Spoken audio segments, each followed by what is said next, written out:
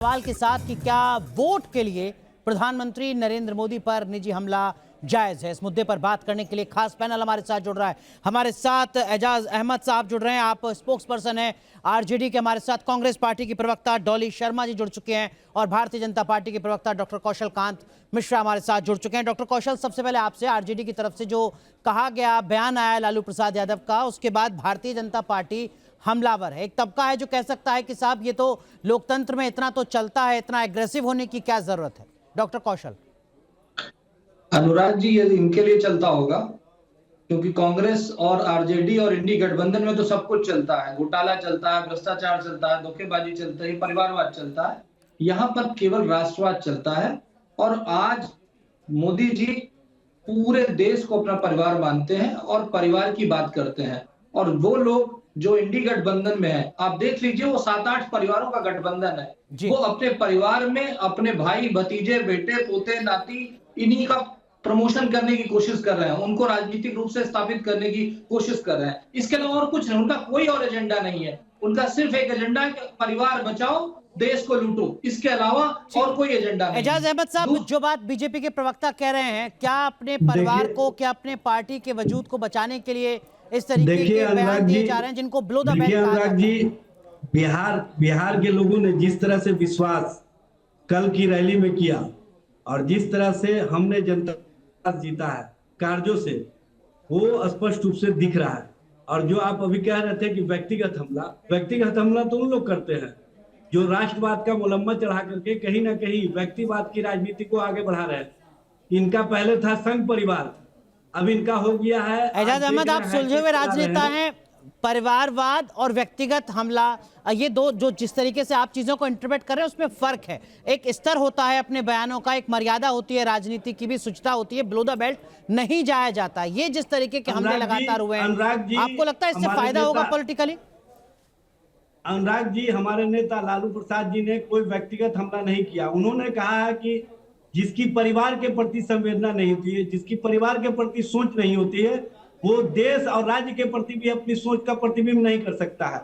चूंकि परिवार के प्रति अपने उत्तरदायित्व का जो निर्वहन करता है, वही समाज को भी आगे बढ़ाने के प्रति सोच रख सकता है, वही देश को भी आगे बढ़ाने के प्रति सोच रख सकता है। ये लोग तो संघ परिवार के लोग थे, अब संघ परिवार से आज मोदी परिवार के लोग हो गए।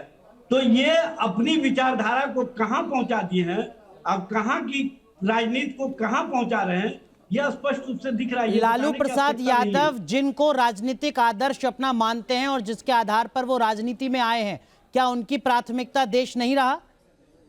देखिए, लालू प्रसाद जी की प्राथमिकता, लालू प्रसाद यादव के राजनीतिक गुरुओं की बात कर रहा हूं मैं, क्या उनके लिए प्राथमिकता परिवार थी, संतान थे, बच्चे थे? दीक्षित जी सुन लीजिए ना, आप ही सब क्वेश्चन करते रहिएगा तो हम जवाब क्या देंगे। सबसे पहली बात तो यह है कि लालू जी की जो सोच है वो स्पष्ट है और समग्र दृष्टिकोण के साथ वो देश और राज्य के प्रति डॉक्टर कौशल रखते हैं, कितनी अनुराग जी बताता हूँ। जो लोग नफरत फैलाने वाले इतिहास में एक ही राजनीति है, डॉक्टर कौशल का नाम है लालू यादव। एक ही कन्विक्टेड राजनेता है जिसका नाम है लालू यादव, जो भैंस का चारा खा जाता है, जो बिहार में जंगल राज करता है, पूरे देश को जाति आप इस तरह से डिबेट मत चलाइए। उसका नाम है, मेरा पूरा जवाब सुन लीजिए। एजाज जी सुन लीजिए क्या कह रहे हैं बीजेपी के प्रवक्ता। भाई क्या सुनेंगे उनको? पहले तो आप मेरी बात को जाने नहीं देते हैं और उसके बाद आप ही की बात जा रही है सर, और आप ही के नेता की बात जा रही है जिस पर चर्चा हो रही है। होता है डिबेट का नाम होता है, डिबेट का सिस्टम होता है। ठीक है एजाज अहमद, जिस तरीके से डिबेट के कुछ नियम होते हैं, मान्यताएं होती हैं, इसी तरीके से राजनीति में शुचिता की मान्यता होती है। राजनीति में निजी हमले नहीं किए जाते हैं। राजनीति में माता पिता बच्चों को, वैवाहिक जीवन को, पारिवारिक रिश्तों को बचाकर रखा जाता है। जो पिछड़े समाज ठीक है, आपने अपनी बात कही। डॉक्टर कौशल माफ कीजिए, आप दोनों को रोक रहा हूं। डॉली शर्मा 2007 में गुजरात का विधानसभा चुनाव मुझे अच्छे से याद है। सोनिया गांधी ने मौत का सौदागर कहा प्रधानमंत्री नरेंद्र मोदी को। नतीजे 2007 से 24 तक गुजरात में किस तरीके के हैं पूरी दुनिया देख रही है। 2014 चाय वाला पीएम नहीं बन सकता, 2019 चौकीदार चोर है। इसके बीच में भी तमाम तरीके के इस तरीके के विवादित बयान आए जो आंकड़े बताते हैं कि उन विवादों से, बयानों से फायदा विपक्ष को नहीं हुआ, उल्टा नुकसान हुआ। क्या आपको नहीं लगता कि बचना चाहिए इस तरीके के बयानों से? जी, आप सभी को नमस्कार। देखिए, सबसे बड़ी बात जो मैं आपसे यहाँ कहना चाहूंगी कि हमेशा चर्चा होती है कि ये कह दिया प्रधानमंत्री को, वो कह दिया प्रधानमंत्री को। देखिए, सबसे बड़ी बात यह है कि प्रधानमंत्री जी ने अपने पद पर रहकर किसको क्या क्या कहा, क्योंकि देश का सबसे बड़े कुर्सी पर बैठा व्यक्ति और सबसे गरिमामय पद पर वो बैठे हैं। अगर मैं ये बात गिनाऊं तो कांग्रेस की विधवा, जर्सी गाय, न जाने क्या क्या, बहुत लंबी फहरिस्त होगी इस बारे में भी। लेकिन यहां भारतीय जनता पार्टी के प्रवक्ता ने, मैं अपने उससे नहीं हटूंगी, भारतीय जनता पार्टी के प्रवक्ता ने कहा राष्ट्रवाद। तो मैं राष्ट्रवाद की बात इनसे पूछना चाहती हूं। मेरे कुछ सवाल हैं कि क्या इनका राष्ट्रवाद भर्ती घोटाला करना है? उत्तर प्रदेश में जो पेपर लीक के रिकॉर्ड इन्होंने तोड़ दिए हैं, क्या ये इनका राष्ट्रवाद है? क्या बेटियों की आबरू लूटने वाले सांसदों को जब गृह मंत्री अमित शाह अपने बगल में बिठाते हैं और बेटियां सड़कों पर खचेड़ी जाती है, क्या ये इनका राष्ट्रवाद है? क्या ये इनका राष्ट्रवाद है कि देश के किसान जो अपनी बात रखने के लिए अपने प्रधानमंत्री के पास दिल्ली आना चाहते हैं, उनके लिए कीले बिछा देना और उन्हें अनर्गल न जाने कौन कौन से नामों से उन्हें पुकारना?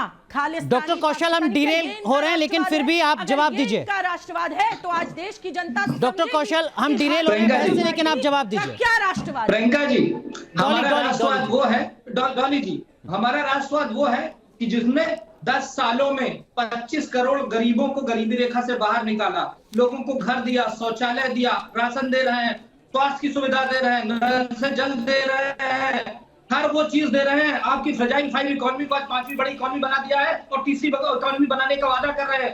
राष्ट्रवाद का नारा यह है कि आज आतंकवादी घटनाएं खत्म हो चुकी हैं, आज बम ब्लास्ट नहीं होते हैं, आज चीजें देश सुरक्षित महसूस करता है। आज जब हम और आप बाहर जाते हैं, विदेश जाते हैं, तो हमारे पासपोर्ट की वैल्यू है। 80 देशों में बिना वीजा के पासपोर्ट की एंट्री हो रही। ये राष्ट्रवाद है। राष्ट्रवाद ये है कि हम परिवारवाद से ऊपर उठ करके पूरे देश की बात करते हैं, पूरे देशवासियों को अपना परिवार। डॉली शर्मा, डिरेल नहीं करते हैं चर्चा को, उसी मुद्दे पर लौटते हैं जिस मुद्दे से चर्चा की शुरुआत की है। हमेशा ठीक है डॉक्टर कौशल। डॉली शर्मा सुन लीजिए, डॉली शर्मा सुन लीजिए, मेरी बात सुन लीजिए, फिर आप जवाब दीजिएगा। आपने जो सवाल खड़ा किया उसी का जवाब यहाँ पर कौशल का मिश्रा ने दिया। नहीं, डॉली शर्मा सुनिए ना, जिस मुद्दे पर बहस है उसी मुद्दे पर तो बहस करेंगे। जब विकास कार्यों की बात होगी आप जुड़िएगा हमारे साथ, आप बताइएगा। मैं बात कर रहा हूं प्रधानमंत्री मोदी पर हुए निजी हमले की। आप जरा सुन लीजिए 20 सेकंड, मुझे 20 सेकंड दे दीजिए। बोलिए। अरे दीक्षित जी, मुझे 20 सेकंड बोलिए। मुझे 20 सेकंड दे दीजिए। इन्होंने मेरी बात का जवाब दिया, मैं जरा इनको एक जवाब पूछना चाहती हूँ इनसे। लंबी चौड़ी बात नहीं करूंगी। इन्होंने कहा हर घर जल। गाजियाबाद मेरा संसदीय क्षेत्र है। नहीं, डॉली शर्मा, देखिए अपनी कॉन्स्टिट्यूएंसी को आपको एड्रेस करना है डिबेट के माध्यम से, प्लीज, वेरी सॉरी। नहीं, समझिए।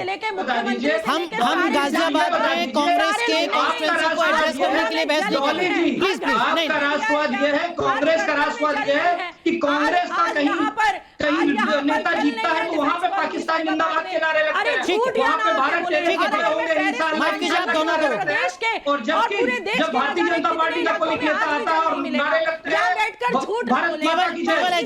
केवल आरजेडी के एजाज अहमद, माफ कीजिए आप दोनों को रोक रहा हूं। एजाज अहमद साहब, गंदी नाली का कीड़ा, पागल कुत्ता, भस्मासुर, वायरस, हिटलर, रावण, मौत का सौदागर, गद्दाफी, नीच आदमी, हिटलर और इसके साथ साथ जिन्ना और तमाम इस तरीके के बयान प्रधानमंत्री नरेंद्र मोदी को लेकर दिए गए विपक्ष के द्वारा।